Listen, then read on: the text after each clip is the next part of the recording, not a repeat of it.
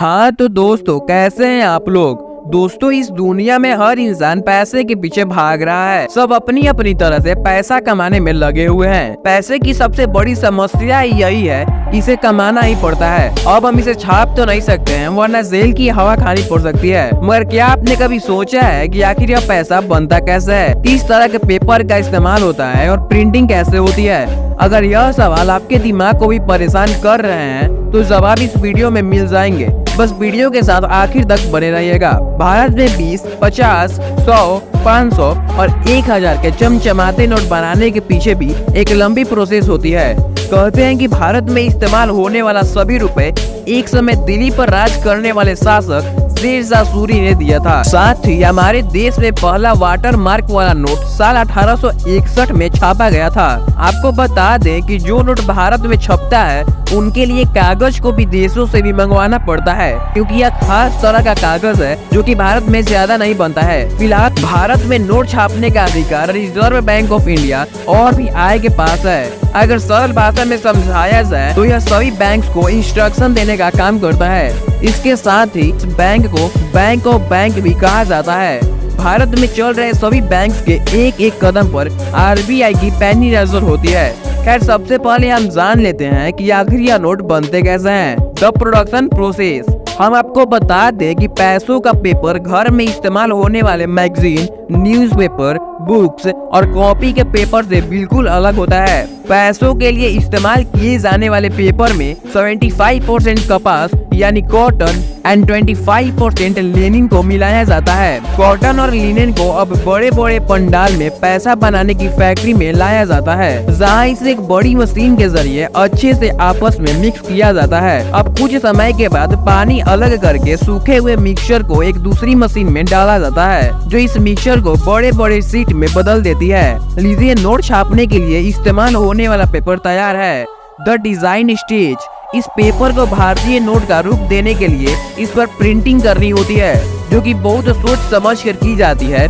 Art work, graphic design और सभी security features को मिलाकर एक परफेक्ट नोट इसी स्टेज में तैयार किया जाता है। और भारतीय नोट के ऊपर एक चमचम पीली पट्टी देखी जाती है, जिसके बिना कोई भी नोट चला पाना नामुमकिन है। जिस पट्टी से ही अक्सर लोग यह पता करते हैं कि नोट असली है या नकली। मिक्सचर का पेपर बनने के बाद उस पर सबसे पहले यह पट्टी ही लगाई जाती है। पेपर के सभी बंडल्स को एक मशीन में डाल दिया जाता है, जिसमें एक सही शेप और साइज के अनुसार इन पर पट्टी चढ़ाई जाती है। इसके बाद नोटों पर गांधी जी की फोटो का वाटर मार्क डाला जाता है। नोट को एक्यूरेट और पॉकेट डिजाइन देने के लिए मशीन स्केल की मेजरमेंट और विजिबिलिटी को एक समान ही रखा जाता है। इसके साथ ही आपने हर नोट पर अलग अलग कुछ नंबर लिखे हुए देखे होंगे। दरअसल वह नोट के आपके नंबर होते हैं, जिसे छाप के समय बड़े ही ध्यान से एक ही सीरीज में डाला जाता है। प्रिंटिंग के समय हर चीज को चेक करने का जिम्मा क्वालिटी इंस्पेक्टर का होता है,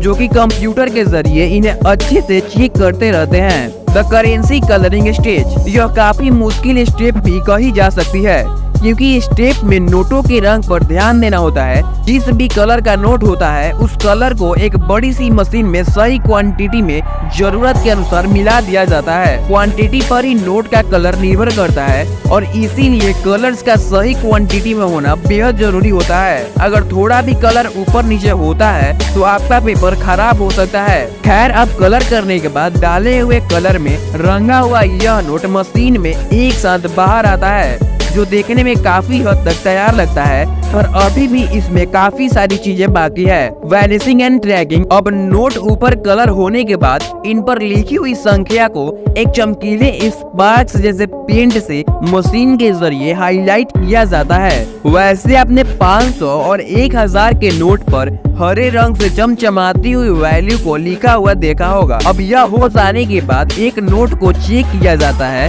कि बने हुए नोट में कोई कमी तो नहीं, यानी कि इसके colour, serial number, water mark design, लिखे हुए शब्दों को प्रॉपर तरह से चेक किया जाता है। इस दौरान जो नोट खराब होते हैं या जिनमें कोई कमी होती है उन्हें एक तरफ छोड़ दिया जाता है। सही नोट की सभी चीजों को आगे की प्रोसेस के लिए वापस मशीन में डाल दिया जाता है। कहते हैं चेकिंग के बाद मशीन की मदद से इन नोटों को बड़ी ध्यान से सही शेप और साइज में काटा जाता है। हर शेप को एक आकार में काटना बेहद जरूरी है, क्योंकि नोट में थोड़ी भी वेरिएशन से इनकी क्वालिटी पर काफी असर पड़ सकता है। काटने के अलावा इन नोटों को सही ढंग से प्रेस भी किया जाता है। सभी नोटों की कटिंग के बाद इन्हें अच्छे से ट्रांसपेरेंट पानी में बंद कर दिया जाता है ताकि यह ट्रांसपोर्टेशन के दौरान यह सेव रह सके। अब क्वांटिटी के अनुसार इन्हें अलग अलग गत्ते के डिब्बे में रखकर बैंक में पूरी सेफ्टी के साथ पहुंचा दिया जाता है, जहां से वह हमारे हाथों में आते हैं।